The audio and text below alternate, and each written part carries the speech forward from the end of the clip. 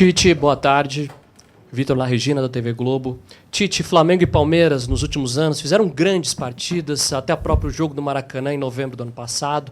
Final da Supercopa com 7 gols. Por que a partida de hoje, mesmo com tantos jogadores de seleção brasileira, de seleção uruguaia, não fluiu? E se você acha até da parte da arbitragem, picotou demais o jogo, faltou sensibilidade, para um jogo tão grande como esse, de grandes equipes, poderia ter fluído e apresentado um espetáculo mais solto. E até poderia ter sido também uma vitória da marcação das duas equipes. Boa noite. Pega a parte da tua pergunta e tu dissesse as respostas dela. Primeiro, é um gramado onde proporciona velocidade, uma hora acrescenta isso. A arbitragem também, num nível melhor. Não é só porque eu tomei cartão amarelo, tu tem que ter um critério estabelecido para as duas. E foi a supremacia das duas equipes do processo de marcação, de contato, com dois modelos diferentes em cima da criatividade. A criatividade que teve nos poucos momentos das duas equipes, ela não teve a conclusão. Tite, boa tarde. Dmitry Budlovski, ESPN. Ainda sobre essa questão da expectativa, né, que tinha para o jogo, muitos torcedores do Flamengo ficaram surpresos, né, com a escalação, com o Pedro e o De La Cruz começando no banco. Queria que você explicasse os critérios, as avaliações que você fez para pensar com essa escalação para esse jogo, pensando na sequência do Flamengo. Bom falar contigo, bom te ver de novo. Meu respeito. Meu também. Tudo bom, Luciano? Alô, estão me ouvindo? Meu também. Quanto a não iniciarmos com Pedro e Nico, né, nós temos a avaliação fisiológica, o acúmulo de minutos. Então, seguindo essas recomendações, né, do Departamento de Saúde e esse calendário árduo também, a gente fez... Iniciamos com outros atletas que, no nosso entendimento, também poderiam responder bem. Eles entraram no segundo tempo. Os links já são links, assim, dentro dos minutos que nós temos aqui no Flamengo, eles já se conhecem melhor. Entendo até que, com a entrada dos dois, nós começamos a fluir um pouco mais ofensivamente. Mas é isso, foi o Departamento de Saúde que nos deu esse direcionamento. Eu reitero o que você estava falando, eu estava pedindo para chamar o Fábio, porque ele tem detalhes específicos da área, que são científicos, que não é da vontade do técnico. A vontade do técnico é competir todos os atletas e colocar. Mas tem alguns atletas que têm 6, 7 jogos seguindo. Aí eles vão e relatam que estão com sentido uma hora. Aí o departamento médico diz, poxa, a nossa posição é de cuidados, que foram especificamente hoje tinha Pedro, Nico, Ayrton, o Eric e Luiz Araújo, que estavam tipo assim, amarelo e vermelho, porque eles iam ter riscos importantes, que aí tu perde um jogador para 5, 6, 7 jogos. Com o sintético também, que tem uma característica diferente. A exigência, aí eu posso falar assim, porque eu sei, a exigência articular e muscular no sintético, ela é muito maior também. Tite, César, aqui, à direita de vocês. Boa noite, Guilherme Xavier, da Trivela. Tite, na primeira coletiva que você deu no Campeonato Brasileiro, contra o Atlético Goianiense, você falou que seriam 38 finais. São 38 jogos, 38 finais. Diante de todas as circunstâncias que o jogo de hoje apresentou, entre desgaste, entre gramado, você acha que o Flamengo ter saído daqui com 1 ponto foi um bom resultado? Resultado justo num jogo equilibrado. Boa noite, Tite. Léo José, do Coluna do Fla. Nesse segundo tempo, você colocou uma parte do jogo, você colocou o De La Cruz e o Gerson juntos. E uma das dúvidas que a gente tinha era justamente como que fica a disposição dos dois em campo, sendo que um pode fazer a posição do outro. Aí eu queria entender de vocês, tanto para o César também, como que vocês agora, depois de conhecer o De La Cruz durante 3 meses de trabalho, como que fica essa disputa por posição pelo lado direito do campo? A presença do Gerson por ali faz com que o De La Cruz seja de fato um segundo volante junto com o Pulgar? Nesse jogo específico foi o inverso, né? O Gerson entrou por dentro e o De La Cruz com a flutuação, algo que ele já fez na seleção uruguaia. Porém, são jogadores que podem ser utilizados em mais de uma função, né? A gente tem esse entendimento do jogo e respeita muito isso para ver o que o jogo pede e a gente tentar sempre estar tendo recursos, né? Para que possamos não só entender o jogo, mas desenvolver soluções, né, ofensivas nesse caso. Não estou te pressionando, só estou trazendo o Fábio porque ele está trazendo uma resposta que vocês merecem, o torcedor merece, em termos físicos, abalizada, científicos. Fábio, por favor, fale dos atletas. Fica aqui, Tite. Vamos lá. Só para iniciar, gente, como informação, a gente precisa entender que o futebol está cada vez mais intenso, está cada vez mais rápido, está cada vez mais veloz. Você freia muito mais e muda a direção muito mais vezes. Tem um artigo publicado em 2015, se eu não me engano, ou 2016, que acompanhou 7 temporadas consecutivas da Premier League. 2006 a 2007 até 2012 e 13, se eu não me engano também. Foram acompanhados mais de 1.000 jogadores. Resultado final. Distância percorrida não alterou, 2%, só 2%. Número de piques de velocidade, 85% a mais. Ações de alta intensidade, que é freada, mudança de direção, aceleração, desaceleração, 55% a mais. Tudo isso, com certeza, aumentam e muito as demandas físicas dos atletas. Isso faz com que todos nós tenhamos atenção individualizada de cada atleta. Então, lá no Flamengo, nós temos um departamento que faz uma análise bioquímica, que o Abdala, que é o responsável, o Tadashi, que é o nosso fisiologista, faz toda a avaliação de termografia, mais a minutagem de jogo, né? Então, todos os dados são compilados e nós nos reunimos para tomar a melhor decisão. O objetivo, vejam bem, não é prevenção de lesão. Esqueçam disso, porque vai machucar. Todos os times machucam. A Europa toda machuca, a América do Sul toda machuca. Futebol é um esporte de excelência. Você leva o atleta ao seu mais alto nível físico. Então, por vezes, como o Cebolinha teve uma lesão miotendine agora do gastrocnêmio. Vai acontecer, principalmente agora que o calendário está congestionado. Nós fizemos o 7º jogo consecutivo. Então, com o calendário congestionado, o número de lesões aumenta consideravelmente. Isso também tem um artigo de 2005 que também mostra um aumento de 5,6 a mais quando o calendário está congestionado em comparação a quando não está congestionado. Então, com todos esses dados, nós nos reunimos e aí tomamos a decisão de tirar atleta A, atleta B ou atleta C. Por quê? Porque a performance dele começa a cair. Não, quem tira sou eu. Tá? Decisão é sempre do treinador. Nós passamos informações a ele e ele toma a decisão, é claro, né? E nós todos estamos juntos para ajudá-lo a tomar a melhor decisão. Não quero dizer que todas as nossas decisões são corretas, mas eu afirmo para vocês que com certeza a grande maioria é. Então o objetivo é melhorar a performance do atleta e recuperá-lo. E nós conseguimos quantificar pelo uso do GPS que as demandas físicas começam a cair. Pelo olho do jogo, que o atleta começa a errar mais tecnicamente no segundo tempo em comparação ao primeiro. Então, não é um fator, é tudo sempre multifatorial. Está explicado? Muito bem, Fábio. Obrigado. Brilhante. Próxima pergunta aqui, professor Tite. Boa, Fabião.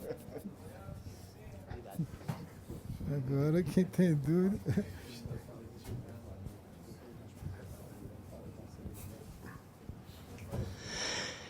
Querido Tite, muito boa noite. Boa noite, César Sampaio, aqui. Ótima noite. Tite, eu sou o Gil, da Rádio Superando Gigantes Esportes. Antes da sua chegada no Flamengo, a defesa do Flamengo era um caos, a gente acompanhou e sabe muito bem disso. Hoje ela melhorou muito, mas eu percebo que por baixo, ainda com bola ao chão, em cima, o Flamengo tem tido bastante dificuldade de tirar de cabeça ali na defesa. É algo que vocês já estão vendo, já perceberam, ou de repente eu não acertei na pergunta? O primeiro tempo da bola aérea. São dois modelos que são vencedores. O Abel, e eu parabenizei ele antes do jogo, e parabenizo o Palmeiras, ter um trabalho tão longevo, tão vitorioso, com os atletas com uma sintonia de um modelo e abraçar, é muito difícil no futebol. Estou olhando para a comissão, é muito difícil. Então, falei isso para ele, falei isso para a presidente, em relação a tudo isso, porque para incentivar todos os clubes, a permanência é um pouquinho de corporativismo, sim. Ele é de dar tempo para que os profissionais possam trabalhar, e ele é um exemplo disso. Ele é um exemplo disso. Do nosso modelo, dos últimos 10 trabalhos, talvez o número de gols feitos e de média, só Jorge Jesus teve superior. Aliás, o Jorge Jesus tem que ter uma placa para ele, porque ele fez um trabalho extraordinário e ele é a referência. E até é inconcebível o cara tentar chegar nesse estágio, assim como o Abel aqui, enfim, e outros exemplos mais. Então, nós temos e melhoramos no sentido de equilibrado. Bola aérea. Nós sofremos hoje uma bola aérea num cabeceio e ajustamos numa bola parada de cabeceio. As outras todas, parece que teve uma finalização só que foi no gol, e todas as de bola aérea de cobertura, que tinha sido, nós tínhamos tomado o gol de cobertura do lateral do lado oposto em bola de inversão, porque o modelo, ele é, e o próprio dito pelo Abel, ele quer aquela detalhe dos 15 cruzamentos, 15 finalizações, duelos. Roubada de bola, né? Sim, eles não querem que eu fale, mas ele... Mas ele externou de forma pública que tem. Então, a gente tem que procurar neutralizar aquelas que são as forças do adversário. E hoje esteve bem. Tite, eu achei que hoje o Abel armou o time do Palmeiras muito forte na defesa. Você acha que isso, de alguma forma, dificultou a penetração do Flamengo, as armações ofensivas do Flamengo no jogo? Foi o mesmo modelo que ele utilizou contra nós. Sim, no primeiro jogo, né? Jogo, lá, né? Colocou com a entrada do Luan. Ele tem essa possibilidade, como o Tite diz, já conhece bem os atletas pelo período que trabalha junto. Confesso que eles já estão mais adaptados a esse gramado. Enfim, com 3 zagueiros, ele pode dar um pouco mais de liberdade aos alas, né, para ocuparem um espaço intermediário mais ofensivo. Que é o Flaco também.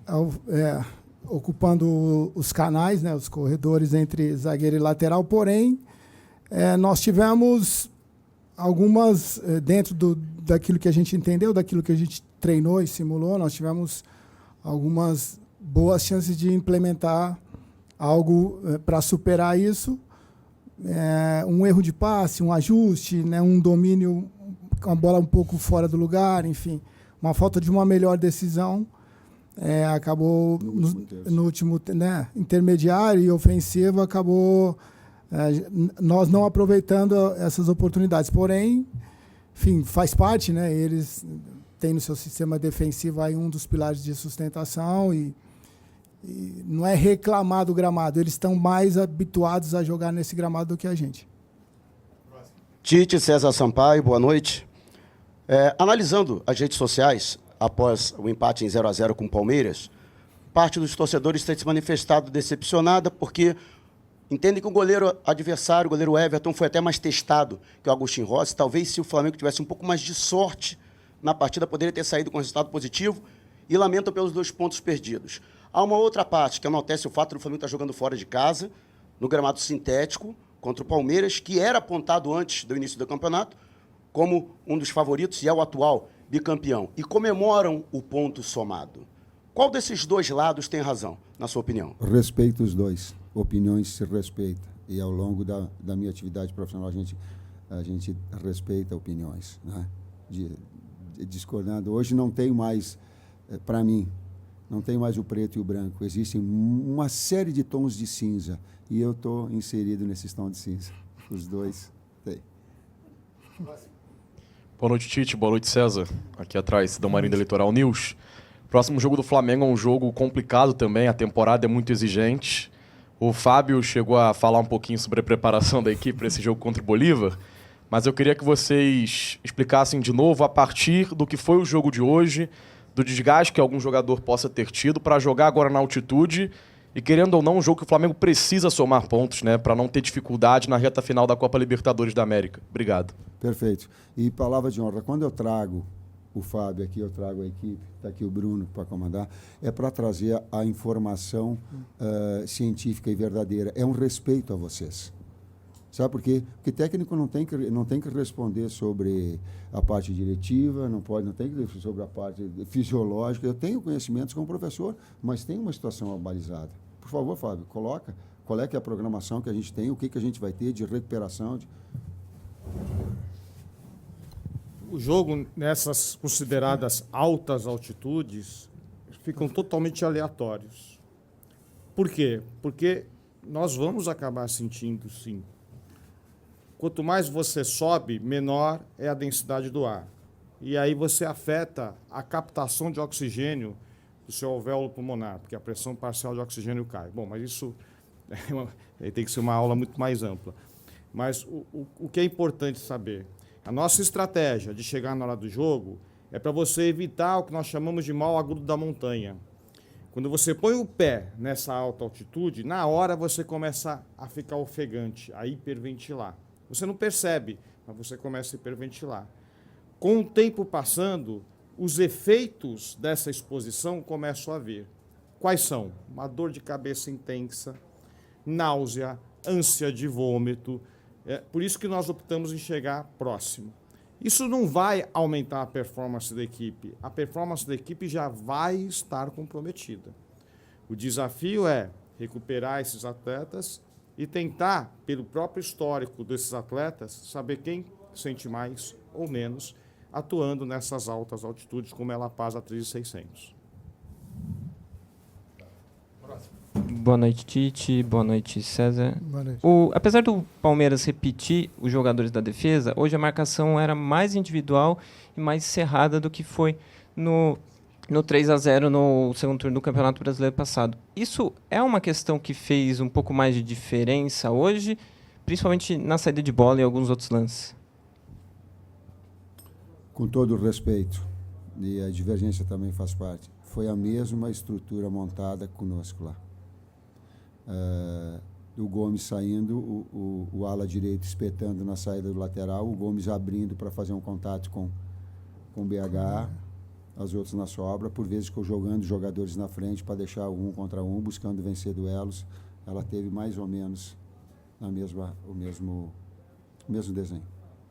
Professor César, as duas últimas. Tudo bom?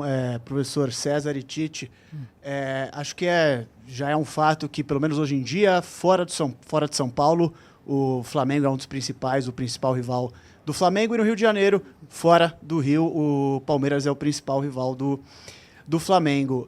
Tem um tabu também que no Campeonato Brasileiro, desde 2017, o Palmeiras não consegue vencer o Flamengo. Esse tipo de informação entra no vestiário e consegue motivar mais o jogador? O César me ajuda, falo por mim, porque quando está falando, para mim foi surpresa. Tanto é que, em sendo surpresa, para mim não foi nem tocado. Não, são duas grandes equipes. Eu não isolo os dois, né? Assim, mas, pelo momento do Palmeiras, né, atual bicampeão brasileiro, e não o momento passado recente, mas também o histórico do Flamengo nos últimos 5 anos, a rivalidade acirrou muito, sim. Porém, sempre o próximo compromisso nosso, a gente tem tratando-se assim como profissional, nós temos como o mais difícil, o mais importante e o mais difícil. Então, hoje sim, né, até meia-noite, Palmeiras, nossa mente vai estar ocupada ainda por aquilo que a gente diagnosticou e projetou e que a gente está levando de saldo positivo e negativo. A partir de amanhã a gente já muda a chave, né? Porque a gente tem como foi comentado aí, um adversário difícil na Bolívia que merece toda a atenção. Última pergunta. Boa noite, Tite, César Sampaio. Aqui, ó, José Paes, Mesa Redonda, TV Gazeta. Professor, gramado sintético beneficia o time da casa, não beneficia? Prejudicou o teu time hoje ou não teve nada disso? Obrigado. É uma adaptação, a gente tentou fazer ontem o aquecimento no gramado sintético que tem no ninho.